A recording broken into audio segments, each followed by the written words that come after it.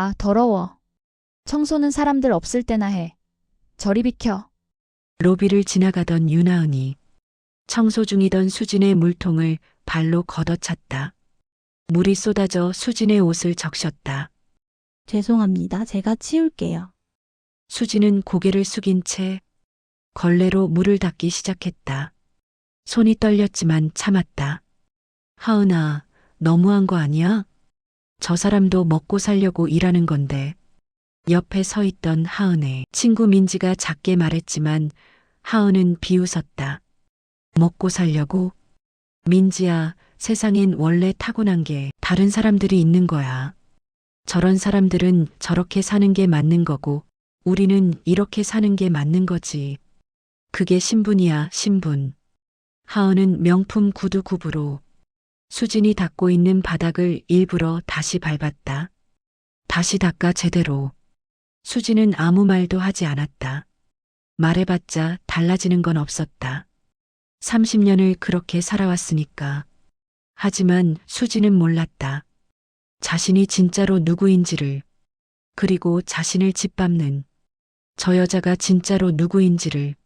30년 전 서울 강남의 한 산부인과 병원.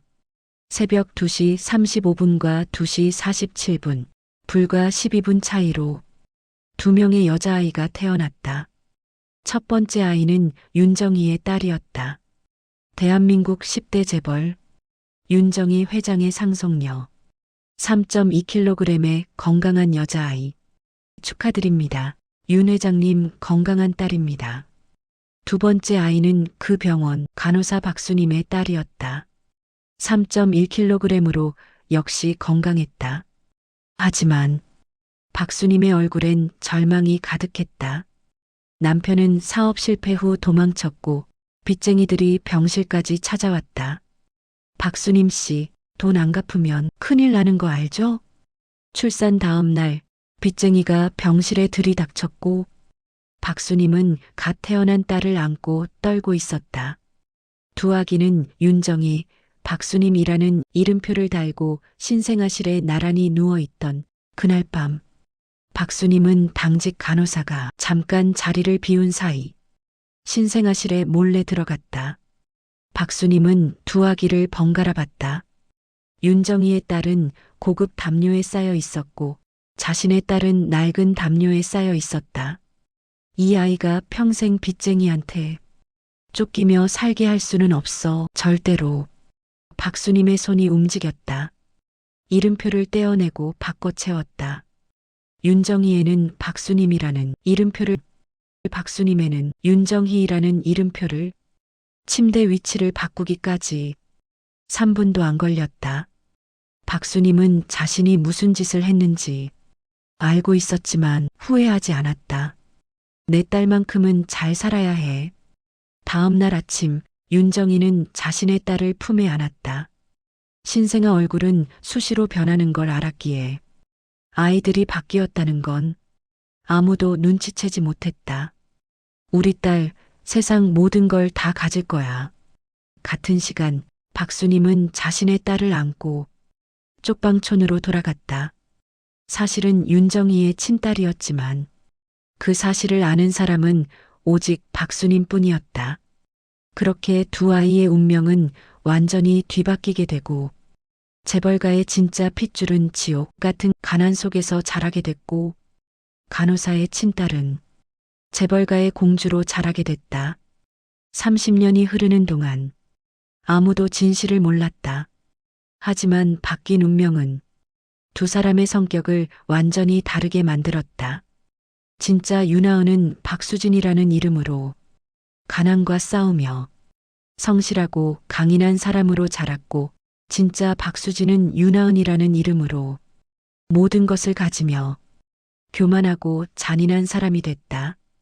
운명의 장난은 이제 막 시작되려 하고 있었다. 수진의 어린 시절은 지옥 그 자체였다. 서울 변두리 달동네 작은 방 한 칸에 수진과 박수님은 힘들게 살아가고 있었다. 낡은 공용 화장실은 여름이면 바퀴벌레가 기어다녔다. 수진아, 엄마가 무능해서 미안해. 박수님은 밤마다 울었지만 수지는 엄마를 원망하지 않았습니다. 대신 더 열심히 살아가려 했고 수지는 초등학교 때부터 작은 손으로 알바도 했습니다. 신문 배달, 전단지 돌리기, 심부름하기.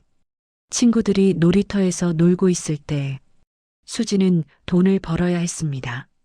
야, 박수진. 너네 집 젖꼭대기 달동네라며? 냄새 안 나? 학교에서 아이들이 놀렸지만 수지는 주먹을 쥐고 참아야 했습니다. 중학교 2학년 때 박수님이 과로로 인한 디스크로 쓰러져 수술비가 1,000만 원이 나왔을 때 수지는 학교를 그만두려 했습니다. 안 돼. 수진아, 너는 공부해야 해. 엄마 없으면 공부가 무슨 소용이에요. 수지는 낮에는 학교, 밤에는 편의점에서 일하며 하루 3시간 자고 버텨내면서도 성적은 전교 1등이었다. 고등학교 다닐 때 선생님들이 서울대를 추천했다. 박수진, 너 성적이면 충분히 갈 수 있어. 장학금도 받을 수 있을 거야. 하지만 고3 여름 박수님이 또다시 쓰러지고 이번엔 심장 수술을 해야 했습니다. 수진이 대학을 가려고 3년 동안 알바로 모았던 1,000만 원을 엄마의 수술비로 써야 했습니다. 엄마, 저 대학 안 가고 일해서 돈 벌래요. 안 돼, 수진아, 안 돼. 박수님은 울며 설득하려 했지만 수진의 결정은 달라지지 않았습니다. 수진은 졸업 후 공장에 취직해서 5년간 열심히 일하며 다시 돈을 모아 야간 대학이라도 다니려고 했지만 박수님이 또 쓰러졌습니다. 수진의 희망은 또 사라졌고 나는 평생 이렇게 사는 건가? 수진은 절망스러웠지만 포기하고 싶지 않았습니다. 포기하면 끝이니까. 그때 나타난 사람이 김민석이었습니다. 민석은 같은 공장 동료지만 과묵하면서도 수진에게 친절했습니다. 수진 씨, 저랑 결혼해 주세요. 수진은 결혼하고 싶을 만큼 민석을 사랑한 건 아니지만 외로움의 수진은 결혼을 선택했다. 혼자보다는 둘이 낫다고 믿었기 때문이었다. 하지만 결혼 생활은 또 다른 지옥의 시작. 민석은 결혼 1년 만에 본색을 드러내기 시작했다. 술, 도박, 폭력. 민석이 수진의 머리채를 잡으며 이년아, 돈 벌어오라고. 이혼하게 되면 딸 지우가 상처받을까봐. 수진은 맞으면서도 참아야 했다.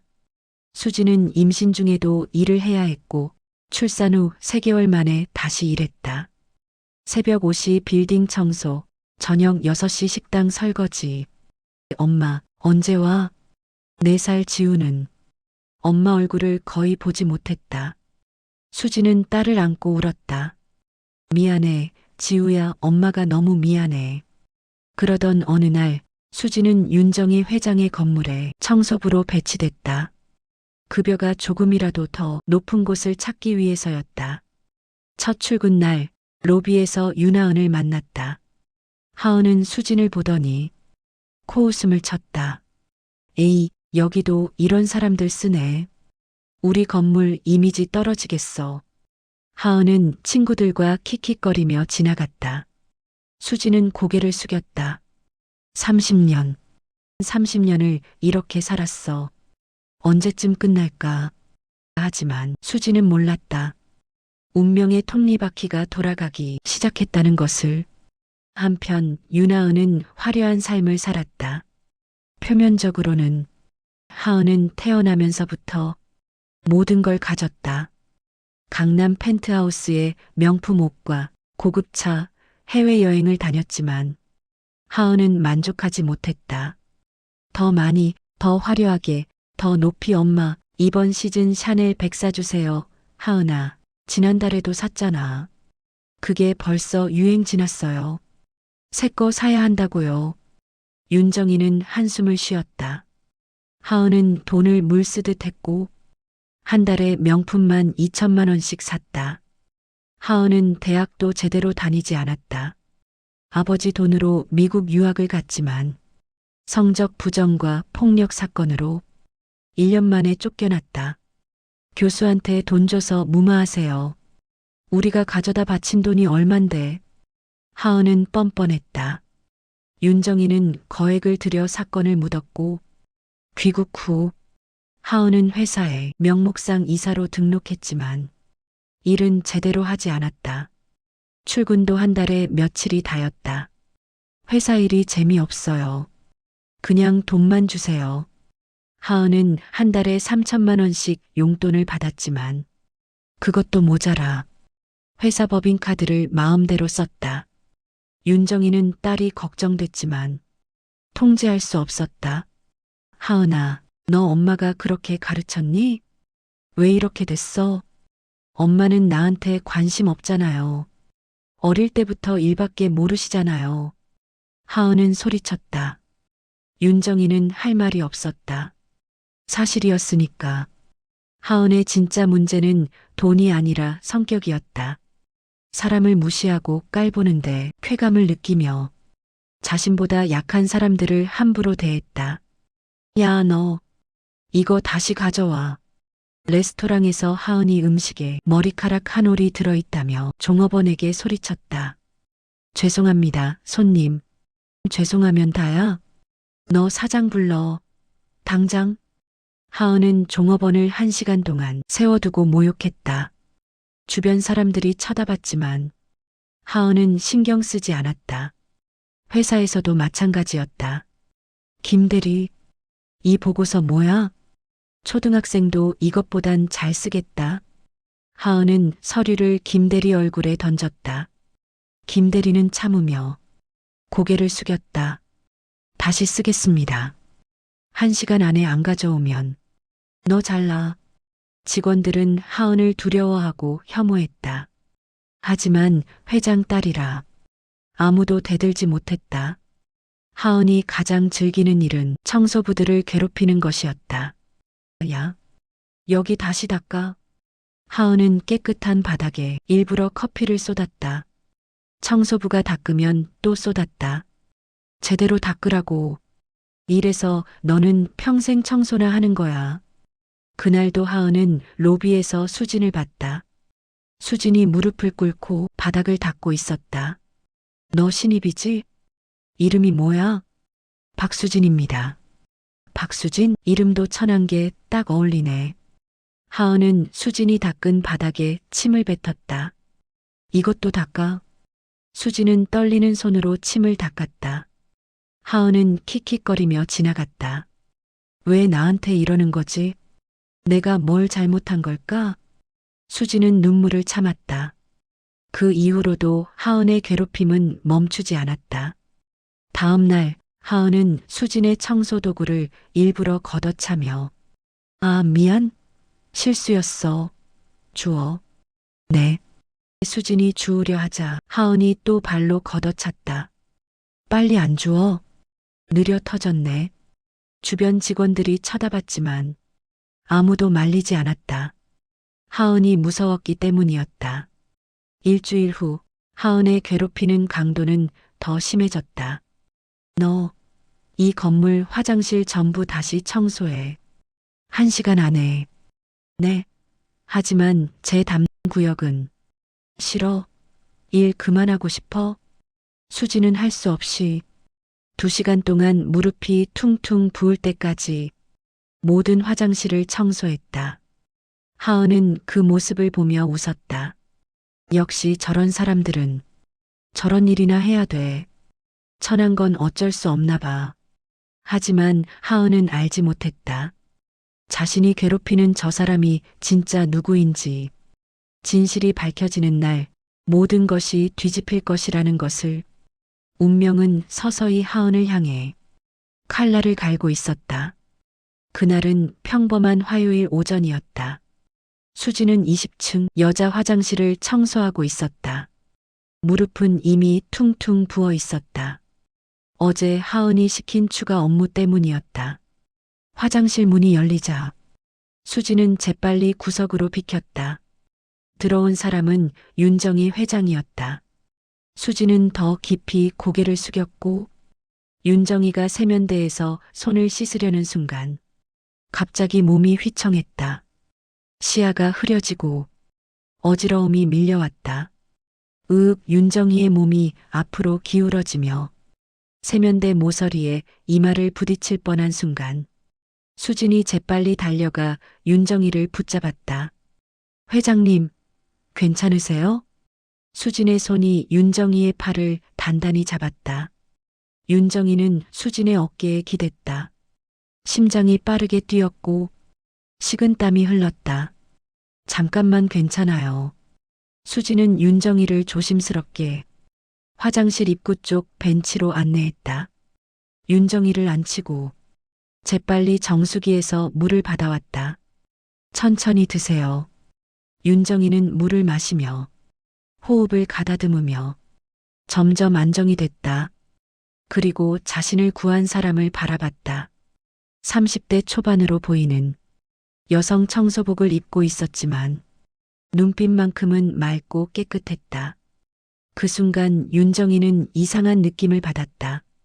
이 사람 왜 이렇게 낯이 익지? 괜찮으세요? 병원 가보셔야 할 것 같은데요. 아니, 괜찮아요. 그냥 요즘 피곤해서. 윤정이는 설명할 수 없는 친근함이 밀려와 수진을 계속 바라봤다. 처음 보는 사람인데 낯설지 않았다. 이름이 뭐예요? 박수진이라고 합니다. 수진 씨 정말 고마워요. 당신이 아니었으면 큰일 날 뻔했어요. 아니에요. 당연한 거예요. 윤정이는 일어서며 수진의 얼굴을 다시 한번 봤다. 뭔가 마음 깊은 곳을 건드리는 느낌. 하지만 그게 뭔지 알 수 없었다. 화장실을 나서는 윤정이의 머릿속엔 수진의 얼굴이 계속 맴돌았다. 그날 오후 하은은 친구들과 고급 레스토랑에서 점심을 먹고 있었다. 하은아, 너 요즘 회사 나가기는 해? 친구 지혜가 물었다. 하은은 와인을 홀짝이며 웃었다. 가끔 엄마가 너무 시끄럽게 굴면 얼굴 비추는 거지. 부럽다. 난 매일 출근해야 하는데. 그러게 그래서 재벌 딸로 태어나야 한다니까. 하은은 교묘하게 자랑했다. 하지만 직접적이지 않는 그게 하은의 방식이었다. 근데 회사 가면 뭐해? 별거 없지. 아, 요즘 재밌는 놀이감이 생겼어. 놀이감? 하은은 입꼬리를 올렸다. 청소부가 한 명 있는데 진짜 재밌어. 얼마나 순종적인지. 뭘 시켜도 다 해. 설마 괴롭히는 거 아니지? 괴롭힌다니 그냥 일 시키는 거지. 월급 받으면 일해야지. 하은은 태연하게 말했다. 친구들은 불편한 표정을 지었지만 하은은 신경 쓰지 않았다. 식사 후 하은은 회사로 돌아왔다. 복도에서 수진을 봤다. 수진은 창문을 닫고 있었다. 하은은 수진을 지나치며 일부러 어깨로 수진의 물통을 쳐서 물이 쏟아졌다. 아, 미안 안 보였네. 하은은 미소를 지으며 말했지만 눈은 차갑게 웃고 있었다. 윤 회장이 수진을 바라보는 시선이 마음에 들지 않았기 때문이다. 괜찮습니다. 수진이 바닥을 닦으려 하자 하은이 말했다. 수진 씨, 오늘 우리 엄마. 아니, 회장님 만났어? 네, 잠깐 뵀습니다. 회장님이 무슨 얘기했어? 아니요, 그냥 물 좀 드리고. 하은의 눈빛이 날카로워졌다. 수진 씨, 조언 하나 할게요. 회장님한테 너무 가까이 가지 마. 네. 청소부 주제의 회장님이랑 친해지려고 하면 곤란하잖아. 사람들이 뭐라고 하겠어. 하은은 여전히 미소를 띠고 있었다. 하지만 그 말엔 독이 있었다.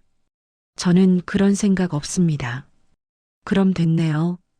앞으로 회장님 보시면 피하세요, 알겠죠? 하지만 제 업무상 어쩔 수 없을 때만요, 알아들었죠? 하은은 수진의 대답을 기다리지 않고 사라졌다. 수진은 바닥에 쏟아진 물을 닦으며 한숨을 쉬었다. 하은은 직접적으로 욕하거나 때리지 않았다. 하지만 그 미묘한 말투, 차가운 눈빛이 더 무서웠다. 며칠 후 하은은 수진을 자기 사무실로 불렀다. 수진 씨, 잠깐 들어와요. 수진이 들어가자 하은은 책상에 앉아 서류를 보고 있었다. 네, 이사님. 수진 씨, 청소일 힘들죠? 괜찮습니다. 거짓말 분명 힘들 텐데. 하은은 서류에서 눈을 떼지 않고 말했다. 제가 좋은 제안을 하나 할게요. 제 개인 비서 일하면 어때요? 네. 수진은 놀라서 하은을 봤다. 하은은 드디어 고개를 들어 수진을 봤다. 청소부보다 비서가 낫잖아요. 월급도 더 주고 어때요? 저는 경험이 없어서. 경험은 쌓으면 되죠. 그냥 제가 시키는 거 하면 돼요. 간단해요. 하은은 미소 지었다. 하지만 뭔가 함정이 있을 것 같아. 수지는 불안했다. 생각해 볼게요. 생각? 왜요? 좋은 기회잖아요. 하은의 목소리가 조금 차갑게 변했다. 감사하지만 저는 지금 일이 편해서요. 편하다고요? 하은은 일어나서 수진에게 다가왔다. 수진 씨, 솔직히 말할게요. 난 당신이 싫어요. 네. 왜냐면 우리 엄마가 당신한테 관심 보이거든요. 그게 마음에 안 들어요. 하은은 수진의 어깨에 부드럽게 손을 올렸다 하지만 그 손에는 힘이 들어가 있었다. 그래서 당신을 제 눈앞에 둬야겠어요. 이해하죠? 저는 정말 그런 생각 없습니다. 그래요? 그럼 증명해봐요. 제 비서 일하면서요. 하은은 손을 걷었다. 그리고 다시 책상으로 돌아가 앉았다. 월요일부터 출근하세요. 거절은 없어요. 이건 명령이니까. 수지는 할 말이 없었다. 거절하면 청소일도 잃을 것 같았다. 알겠습니다. 좋아요. 그럼 나가봐요. 수진이 나가자. 하은은 입꼬리를 올렸다. 이제 제대로 놀아줄게, 박수진. 하은은 교묘했다. 직접적인 폭력은 쓰지 않고 대신 심리적으로 압박하고 고립시키며 통제했다. 그게 더 효과적이라는 걸 알았으니까. 월요일부터 수진은 하은의 개인 비서로 일하기 시작했다. 수진 씨, 커피 타와요. 아메리카노, 얼음 많이, 시럽 한 펌프 5분 안에요. 네. 아, 그리고 온도는 정확히 5도 너무 차갑거나 미지근하면 다시 타와야 해요. 5도를 어떻게 맞추라는 건지 수지는 알 수 없었다. 하지만 최선을 다해 커피를 탔다. 늦었네요. 6분 걸렸어요. 하은은 시계를 보며 말했다. 죄송합니다. 됐어요. 근데 이거 온도 확인했어요? 하은은 온도계를 꺼내 커피에 넣었다. 7도였다. 7도네요. 5도라고 했죠? 죄송합니다. 다시 타올게요. 아니에요. 마실게요. 근데 다음엔 정확히 해야 해요. 알았죠? 네. 이런 식이었다. 하은은 절대 소리를 지르지도 때리지도 않았다 하지만 계속해서 불가능한 요구를 했다. 수진 씨, 이 서류 30분 안에 정리해요. 서류는 300장이 넘었다. 불가능한 시간이었다. 수진 씨, 점심 도시락 사와요. 칼로리는 500 이하로요. 그리고 맛있어야 해요. 수진 씨, 복사백부해요. 근데 한 장도 삐뚤면 안 돼요. 하은은 항상 미소를 지으며 말했다. 주변 직원들은 하은이 수진을 잘 대해준다고 생각했다. 하지만 수진만 알았다. 이게 얼마나 고문인지. 일주일 후 수진은 탈진 직전이었다. 하은의 요구는 끝이 없었고 절대 만족하지 않았다. 수진 씨, 요즘 피곤해 보여요. 괜찮아요? 하은이 걱정하는 척 물었다. 괜찮습니다. 그래요? 그럼 다행이네요. 그럼 이것도 부탁할게요. 하은은 또 다른 업무를 던졌다. 어느 날 저녁 수진이 퇴근하려는데 하은이 불렀다. 수진 씨, 잠깐만요. 네, 이사님. 내일 새벽 6시까지 출근할 수 있어요? 중요한 회의가 있어서 준비할 게 많거든요.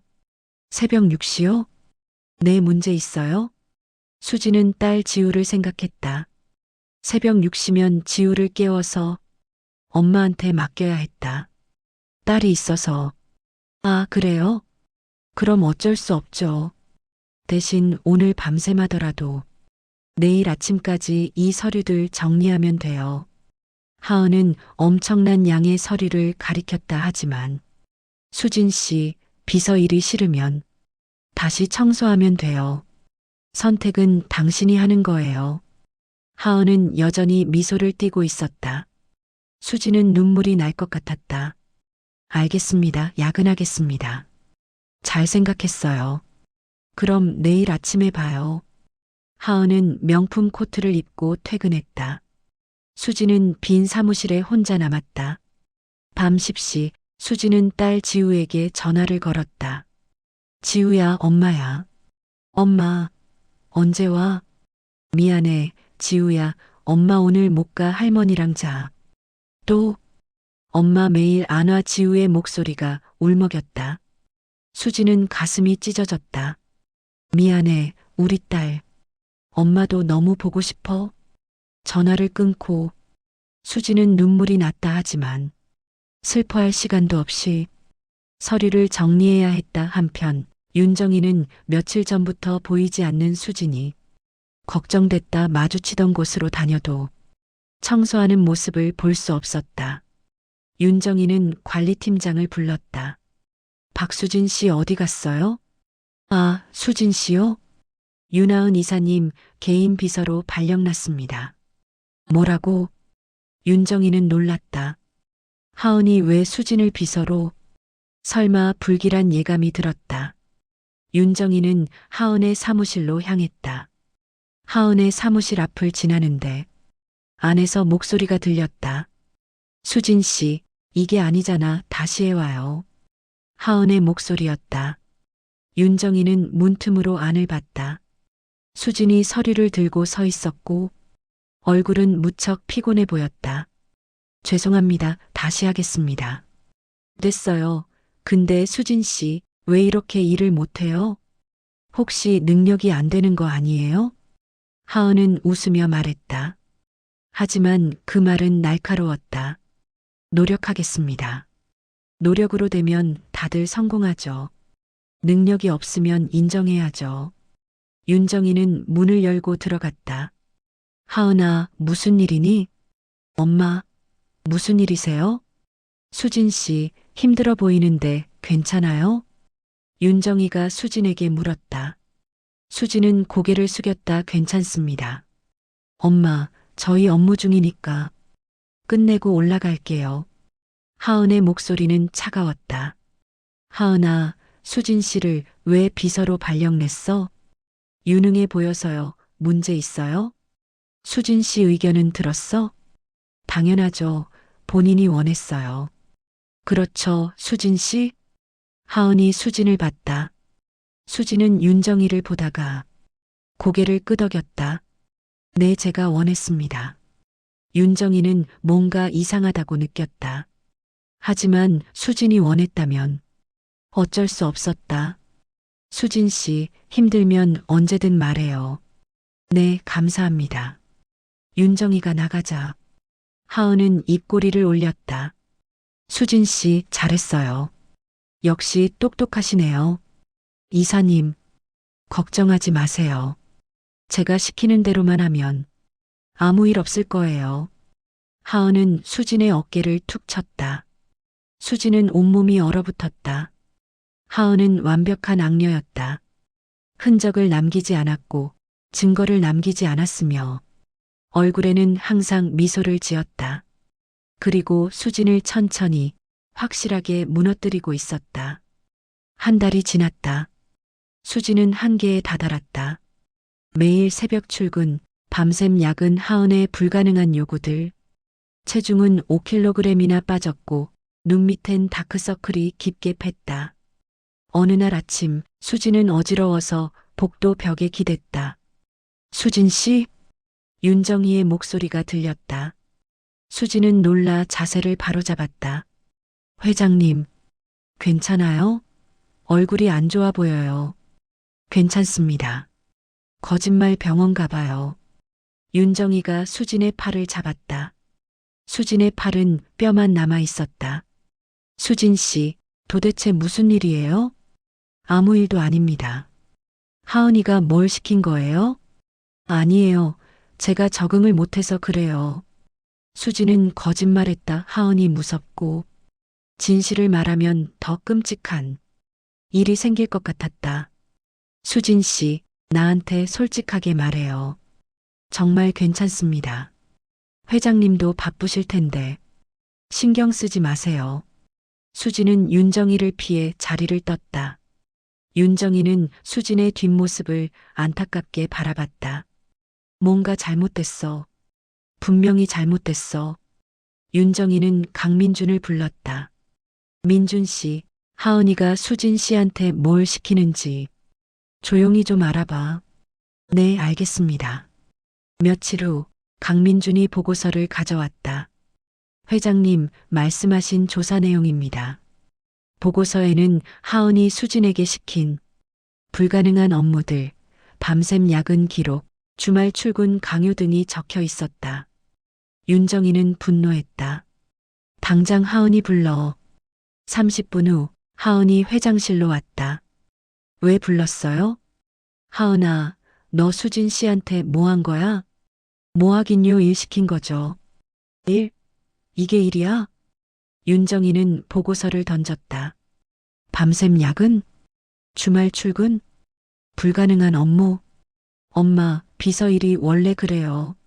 저도 바쁜데 어쩔 수 없잖아요. 하은은 태연했다. 너 지금 사람 괴롭히고 있는 거 몰라? 이건 법적으로도 문제될 수 있어. 괴롭힌다니요? 제가 언제요? 증거 있어요? 뭐? 저는 수진 씨 괴롭힌 적 없어요. 때린 적도 없고요. 그냥 일 시킨 거예요. 수진 씨가 능력이 부족한 거죠. 하은은 빈틈이 없었다. 윤정희는 할 말이 없었다. 하은아, 수진 씨를 다시 원래 자리로 보내. 싫은데요? 뭐라고? 수진 씨는 제 비서예요. 제가 결정할 문제죠. 나는 회장이야. 회사 업무의 회장이라고. 개인적으로 개입하시면 안 되죠. 그것도 청소부 하나 때문에요? 하은은 비웃듯 말했다. 윤정희는 주먹을 불끈 쥐었다. 하은아, 너 정말. 엄마, 더 할 말 없으면 전 가볼게요. 바빠서요. 하은은 태연하게 나갔다. 윤정희는 책상을 쳤다. 이 아이가 대체 어떻게 이렇게 됐지? 그날 저녁 윤정희는 수진을 따로 불렀다. 수진 씨, 잠깐 시간 있어요? 네, 회장님. 두 사람은 조용한 카페에 앉았다. 수진 씨, 하은이한테서 벗어나고 싶지 않아요? 회장님, 내가 도와줄게요. 다른 부서로 옮겨줄 수도 있고. 수진은 고개를 저었다. 괜찮습니다. 제가 해결할게요. 왜요?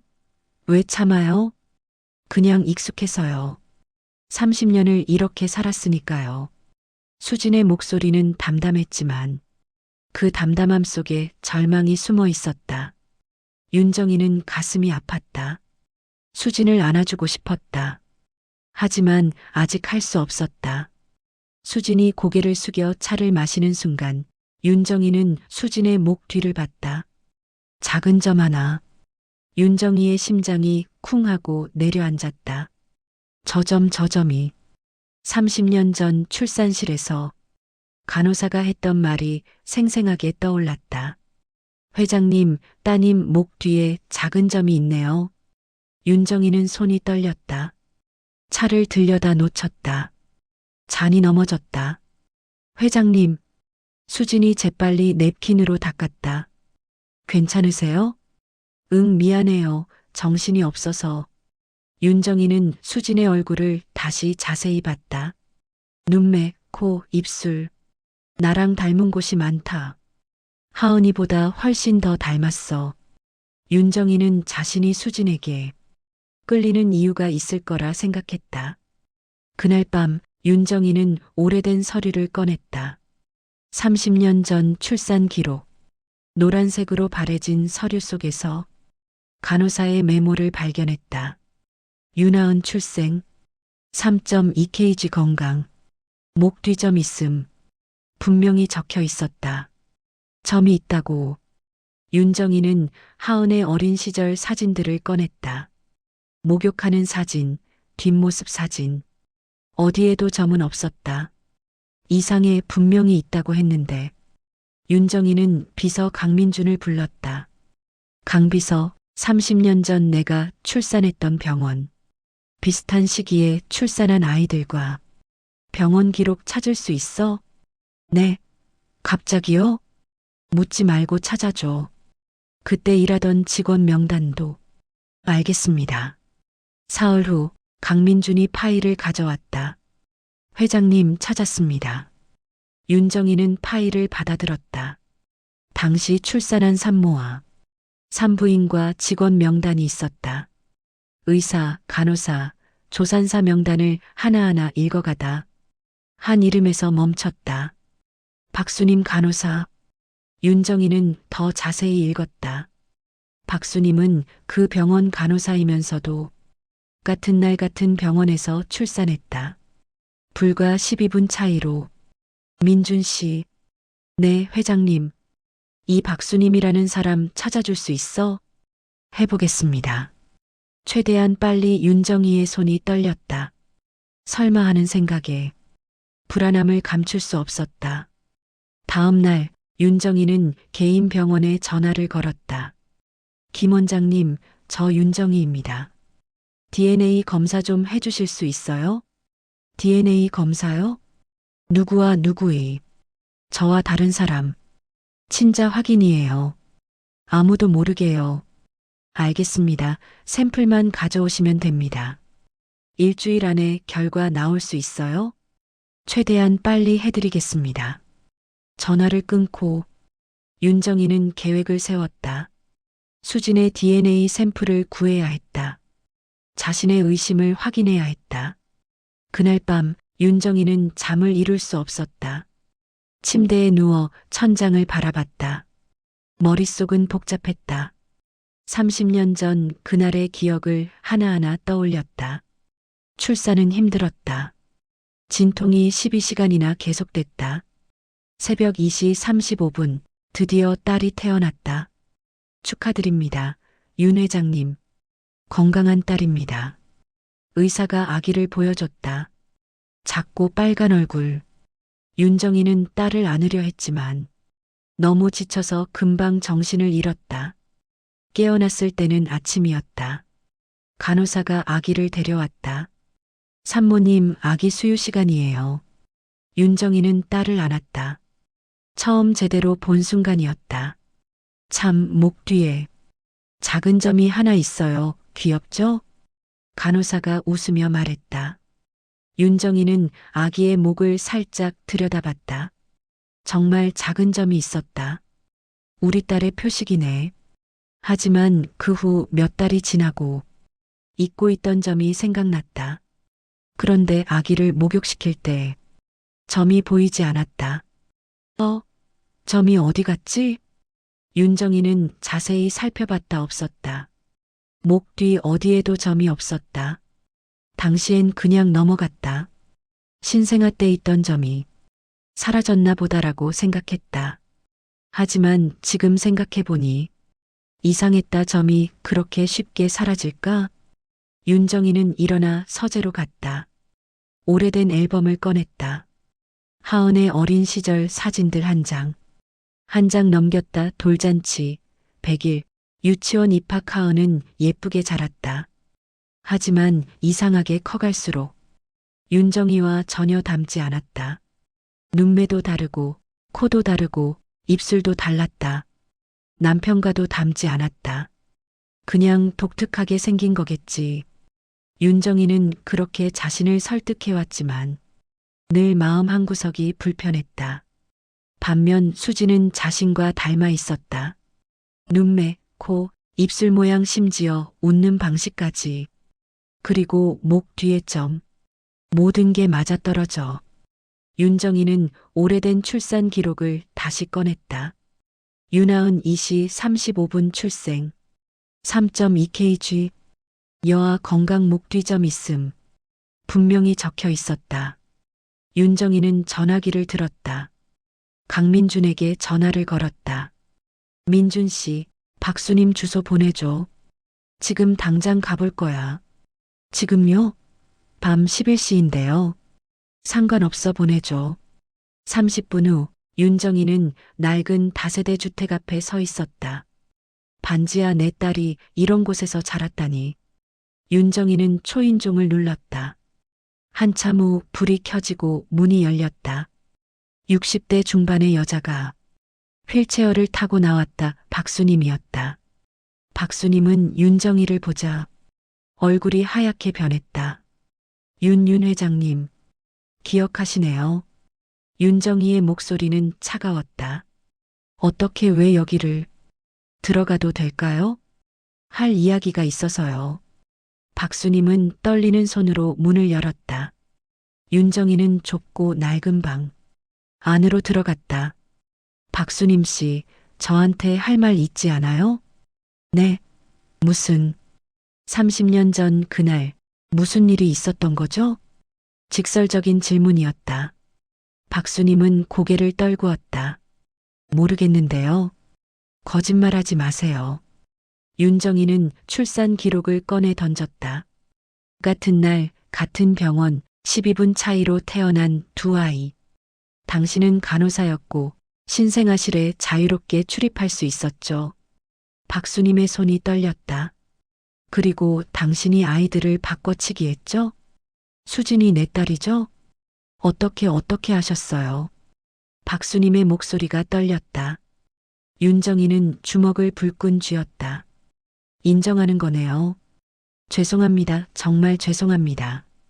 박수님은 울기 시작했다. 윤정이는 감정을 억눌렀다.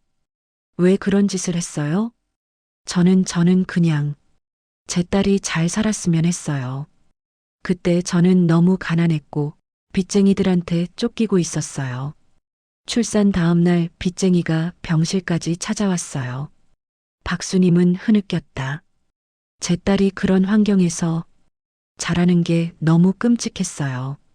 그래서 신생아실에 들어가서 이름표를 바꿨어요. 그래서 당신 딸 위해서 내 딸을 지옥에 밀어 넣었다고? 윤정이의 목소리가 높아졌다. 엄마라는 사람이 어떻게 자식을 30년 동안 내 딸은 가난과 싸우며 살았어요. 대학도 못 가고 공장에서 일하고 청소하고 설거지하고 당신이 그렇게 만든 거예요. 죄송합니다. 죄송하다고? 그 말로 내 딸이 겪은 30년을 돌려받을 수 있어요? 박수님은 대답하지 못했다. 그저 눈물만 흘릴 뿐이었다. 당신 딸 하은이는 알아요? 아니요, 아무도 몰라요. 수진이도 몰라요. 저만 알고 있었어요. 그나마 다행이네요. 윤정이는 숨을 깊이 들이쉬었다. 이제 진실을 밝힐 거예요. 수진이한테도, 하은이한테도. 제발. 하은이는 건드리지 말아주세요. 그 애는 아무 잘못 없어요. 알아요. 하은이는 피해자예요.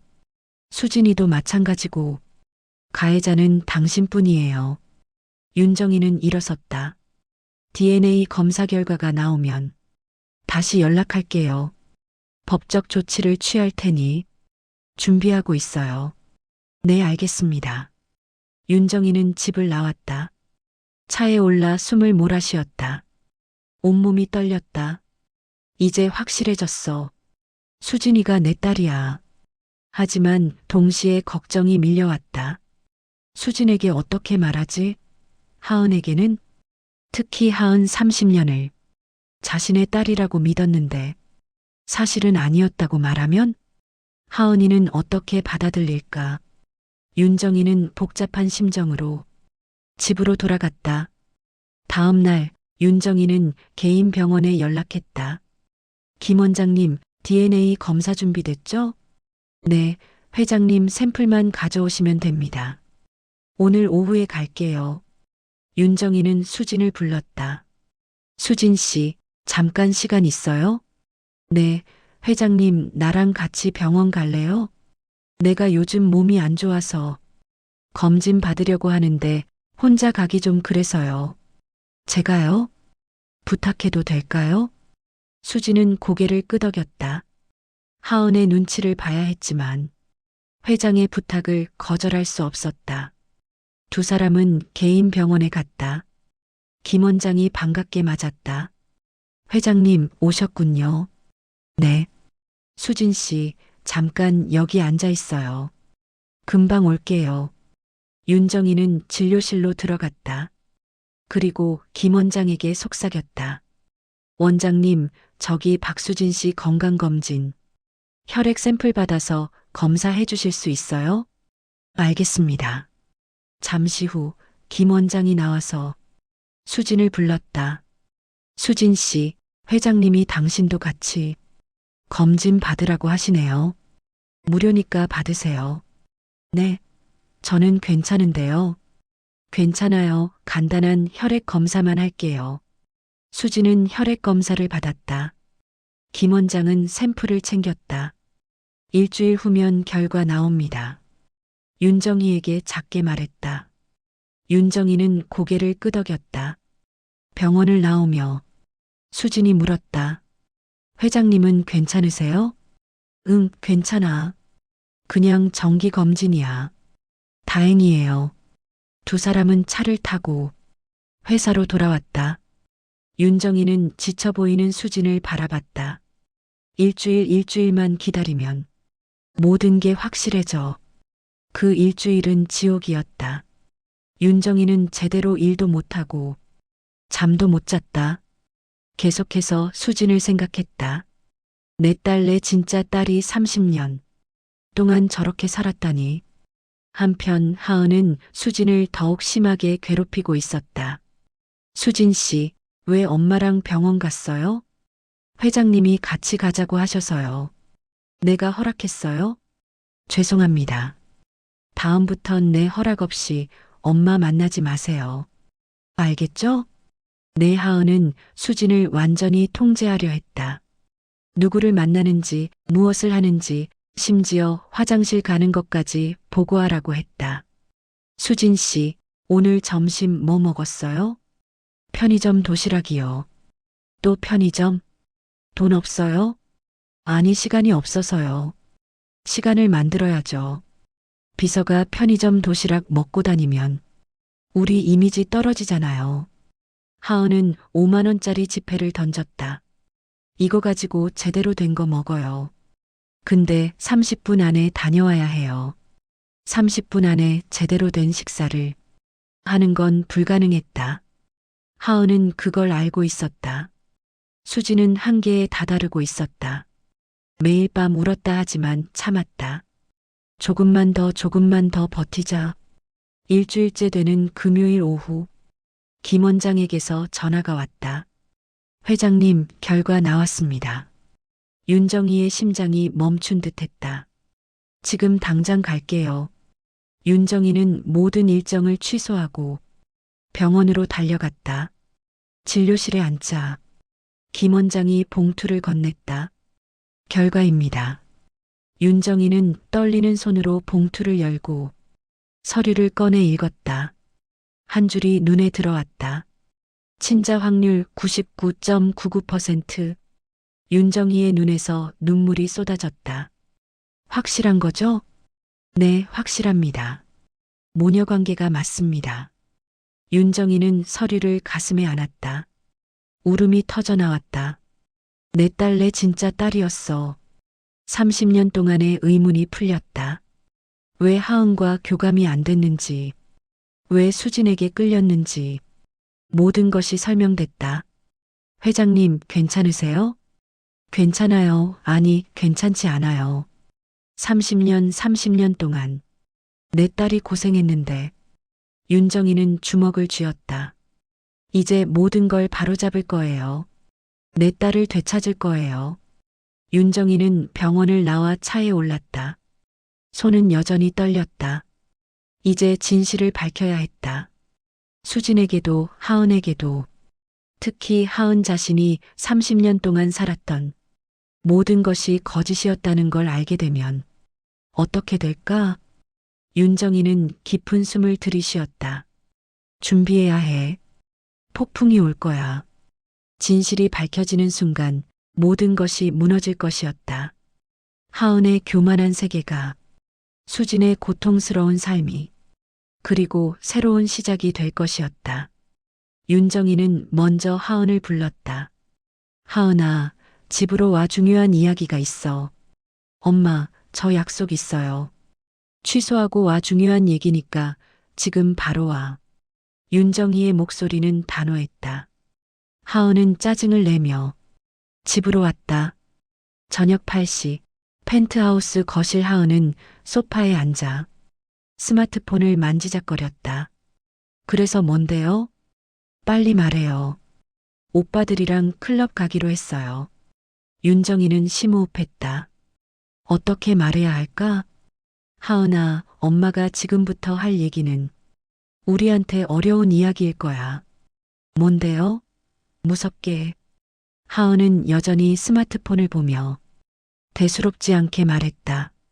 30년 전 내가 태어났을 때 병원에서 사고가 있었어. 사고?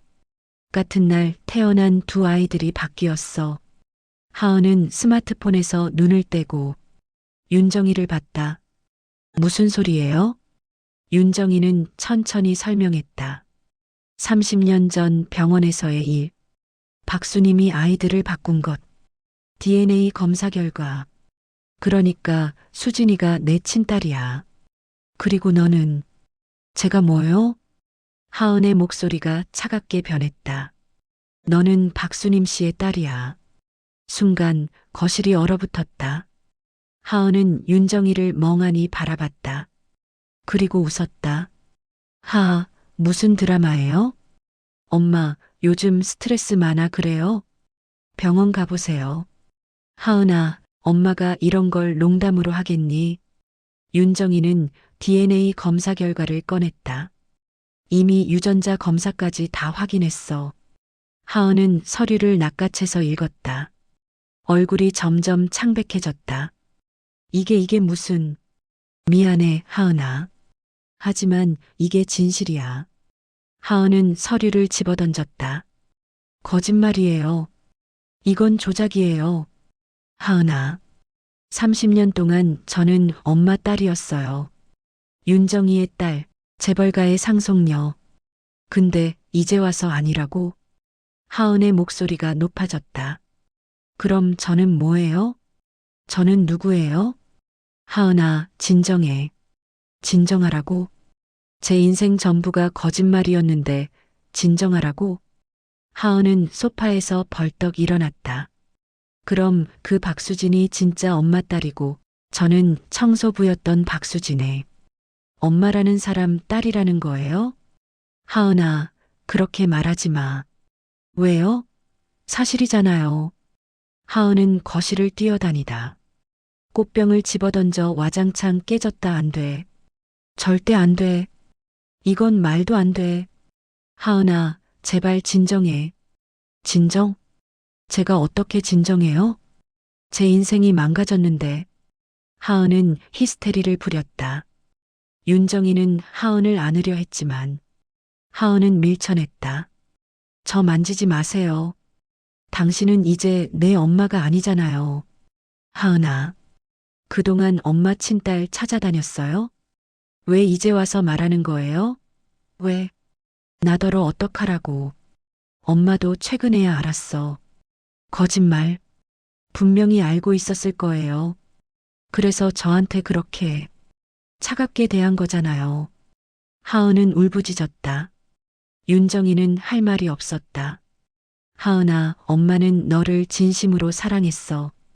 그건 거짓이 아니야. 사랑? 그게 사랑이에요?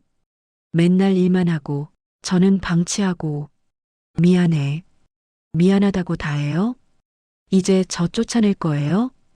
박수진한테 다 물려줄 거예요? 그런 거 아니야. 너도 내 딸이야. 거짓말.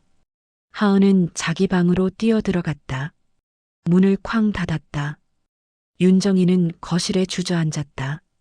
예상했던 반응이었지만 가슴이 찢어지는 것 같았다. 하지만 잘못된 일은 바로 잡아야만 했다. 다음 날 윤정이는 수진을 한강변의 조용한 카페로 불렀다. 회장님, 무슨 일이세요? 수진은 불안한 표정이었다. 하은이 알면 또 화를 낼 것 같았다.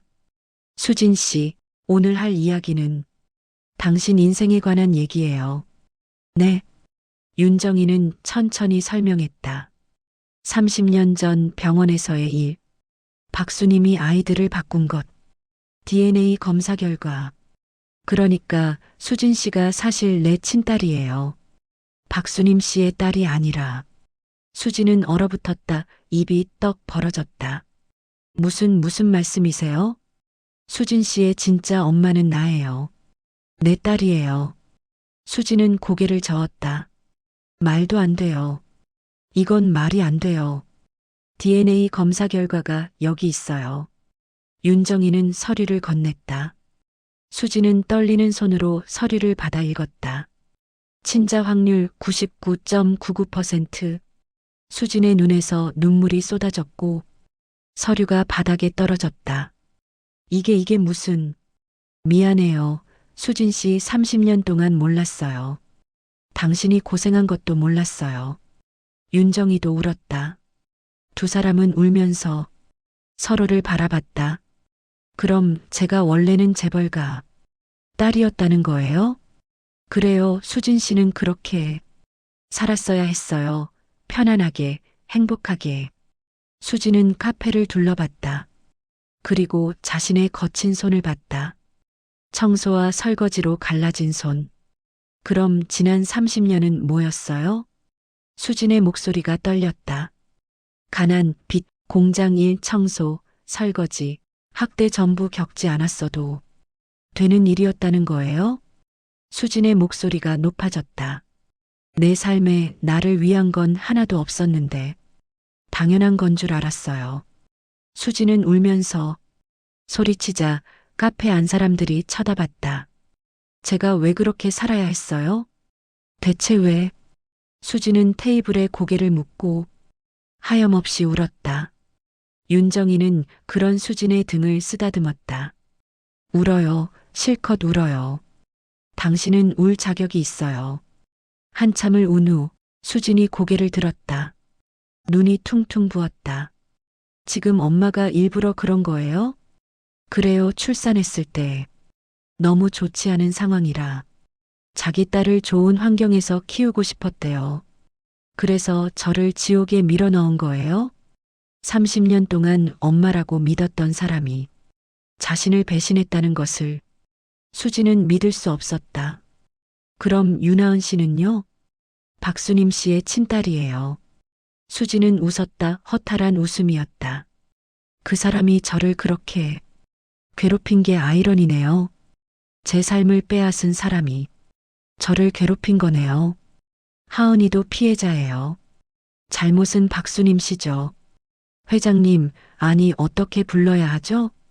우리 서두르지 말고 조금씩 노력해요. 나도 수진이라 부를게요. 그럼 이제 어떻게 되는 거예요? 제가 재벌 딸이 되는 거예요? 수진이가 원하면 모르겠어요. 어떻게 해야 할지. 수진이 말했다.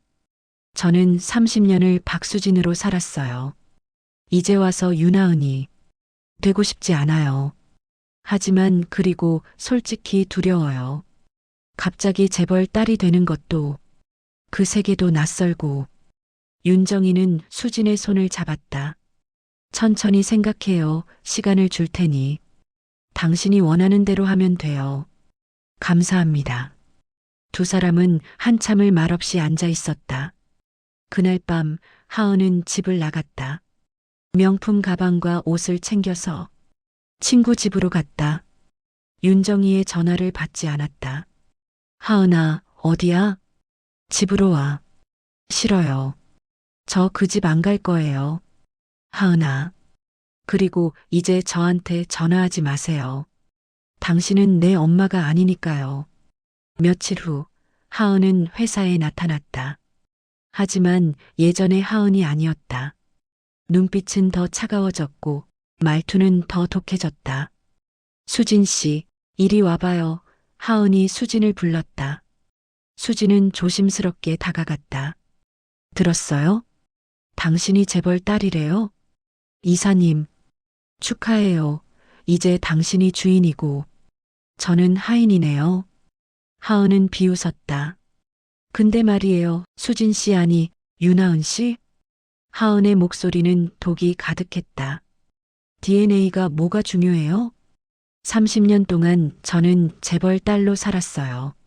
모두가 저를 윤하은이라고 알아요. 이사님, 저는 닥쳐요. 하은이 손을 들었다. 수지는 움찔했다. 당신이 DNA 검사 결과 가지고 온다고 해서 뭐가 바뀌어요?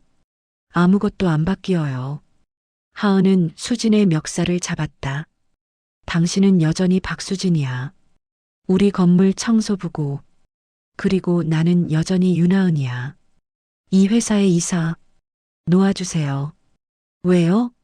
무서워요? 하은은 수진을 밀쳤다.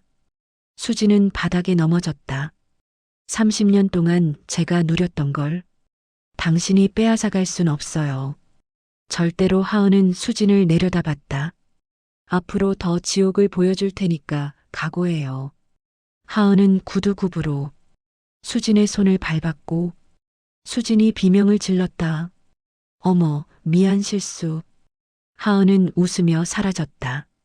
수진은 바닥에 주저앉아 울었다. 손에서 피가 났다. 윤정이는 하은의 행동을 보고받았다.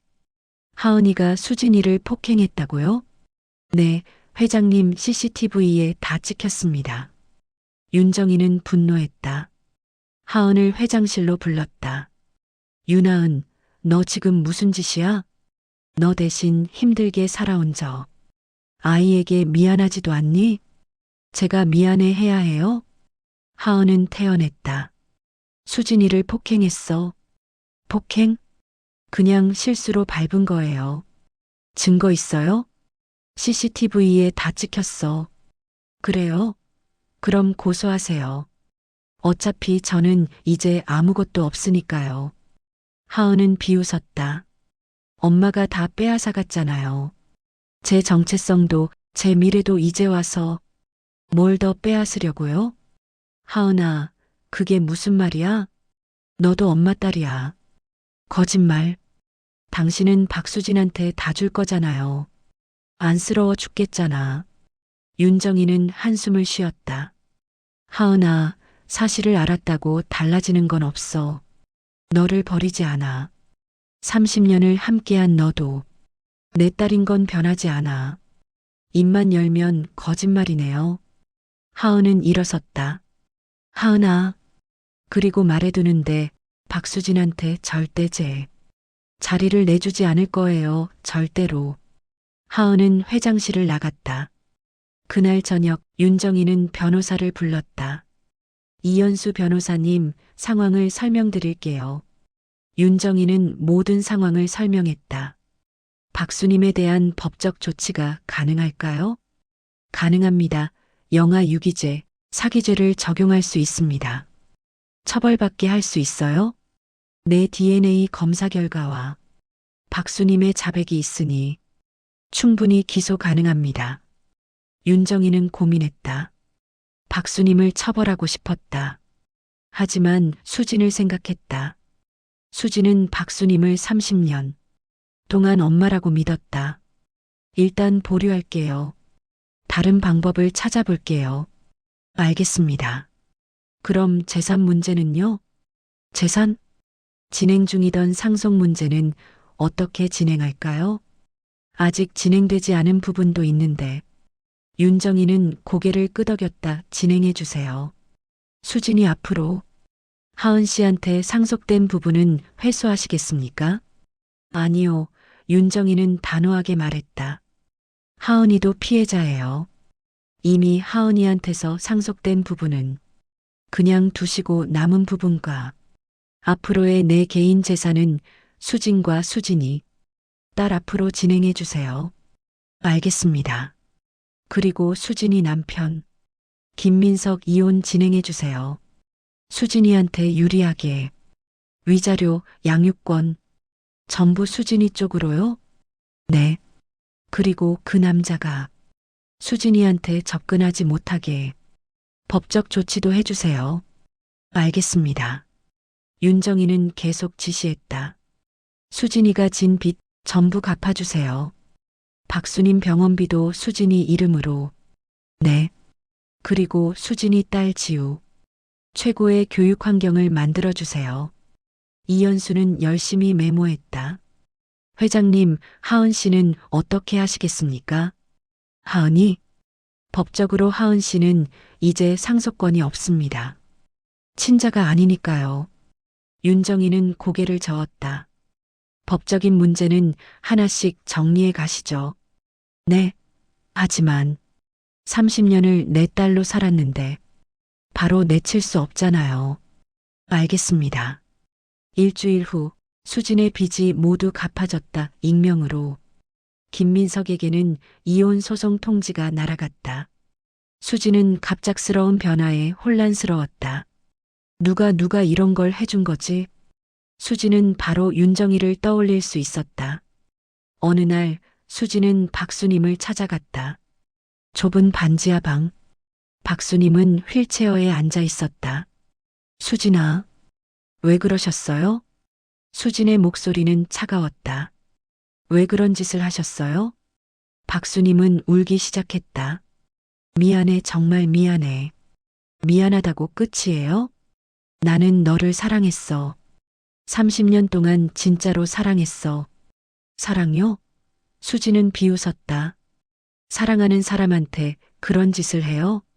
제 인생은 상관없었어요? 미안해, 나는 그냥. 그래서 당신 딸 좋은 환경에서 살라고 저를 이런 곳으로 데리고 왔어요? 제 얼굴 볼 때마다 무슨 생각했어요? 박수님은 대답하지 못했다. 박수님 씨, 수지는 이제 엄마라고 부르지 않았다. 전 당신을 용서할 수 없어요. 아직은. 알아, 나도 용서받을 자격 없어. 병원비는 계속 보낼게요. 당신이 아프면 안 되니까. 고마워. 하지만 당분간은 못 올 것 같아요. 당신 얼굴 보는 게 힘들어요. 수지는 일어섰다. 안녕히 계세요. 수지는 박수님의 집을 나왔다. 뒤돌아보지 않았다. 3개월이 지났다. 수진의 이혼이 성립됐고 김민석은 위자료를 받고 조용히 사라졌다. 하은이 집을 나가고 수진은 딸 지우와 함께 윤정이의 집으로 들어갔다. 그동안 함께하지 못한 시간이 너무 길었다는 엄마의 말을 거절할 수 없었다. 엄마, 여기 정말 좋아. 지우는 신이 나서 뛰어다녔다. 수지는 딸을 보며 미소 지었다. 그래, 우리 지우 이제 좋은 데서 엄마랑 할머니랑 살 거야. 수지는 하은의 비서직을 그만뒀다. 대신 윤정이가 다른 부서에 관리직으로 자리를 마련해줬다. 수진아, 여기서 일하면 돼. 하은이랑 마주칠 일도 없을 거야. 감사합니다. 수지는 새로운 일이 힘들었지만 하은의 괴롭힘이 없어 마음은 전보다는 훨씬 편했다. 한편 하은의 삶은 무너지고 있었다.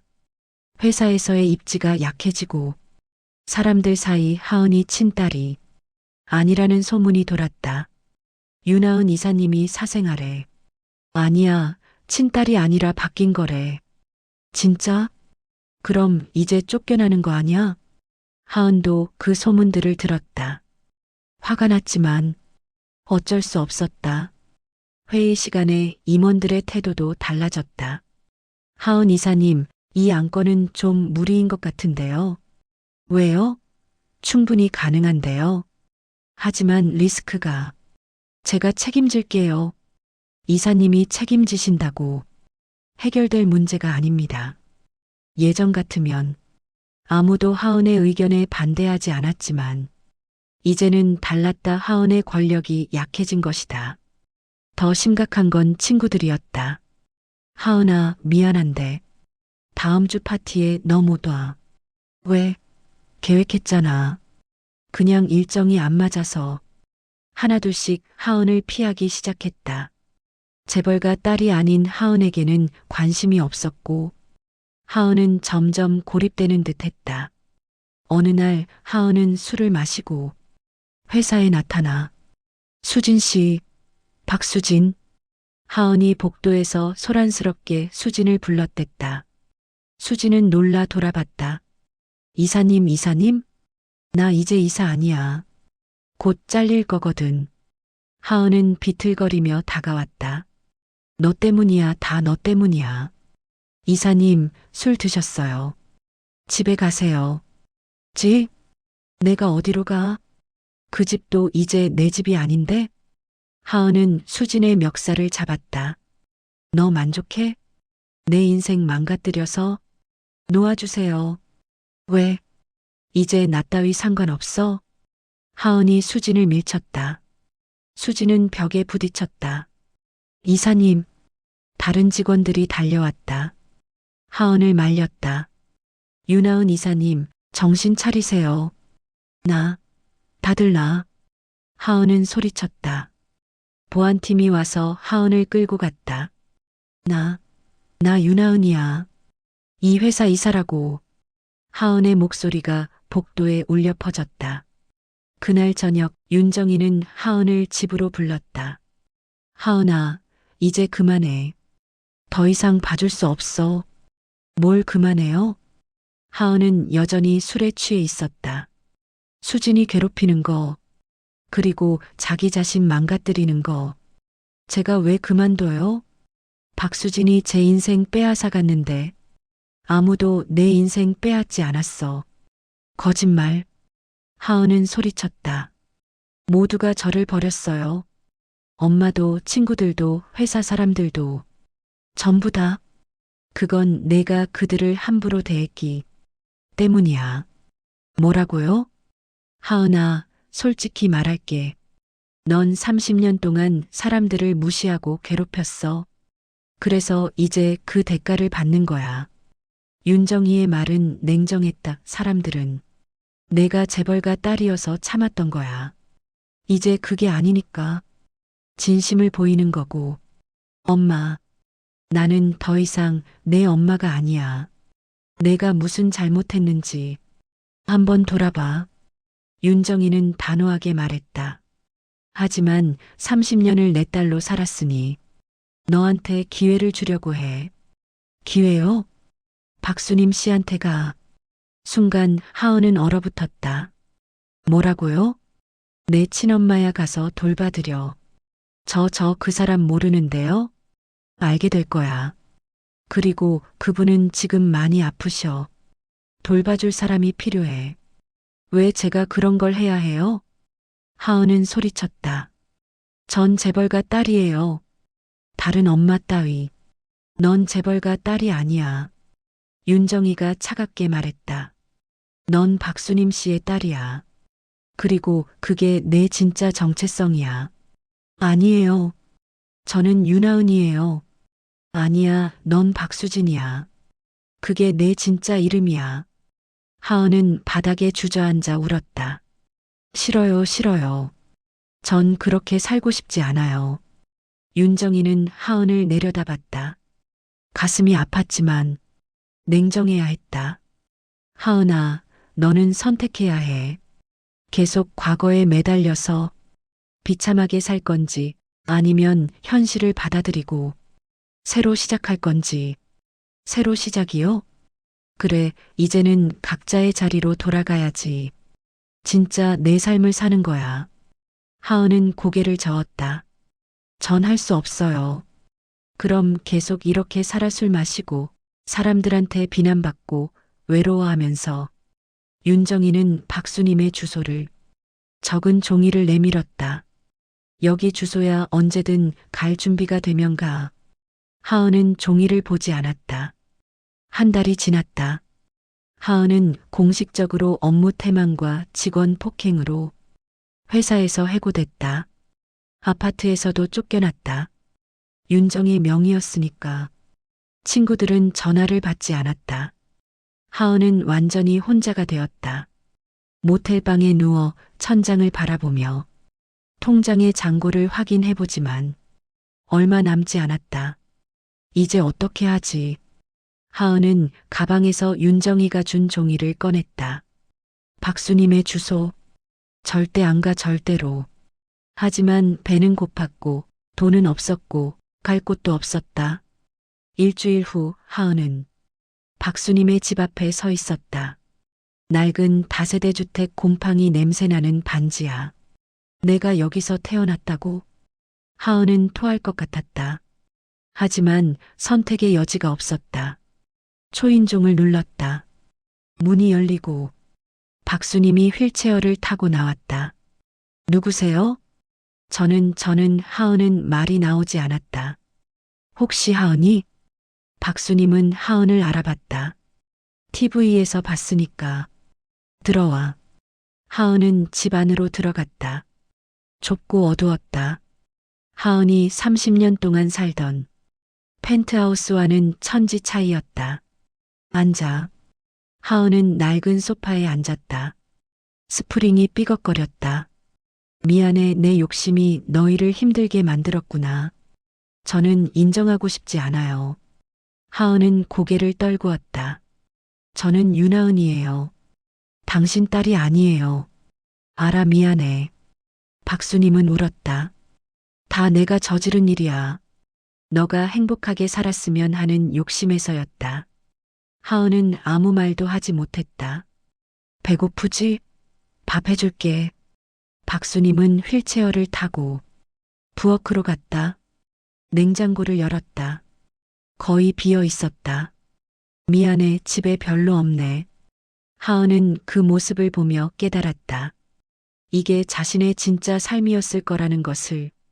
만약 바뀌지 않았다면 하은은 30년 동안 이런 곳에서 살았을 것이다. 가슴이 답답했다.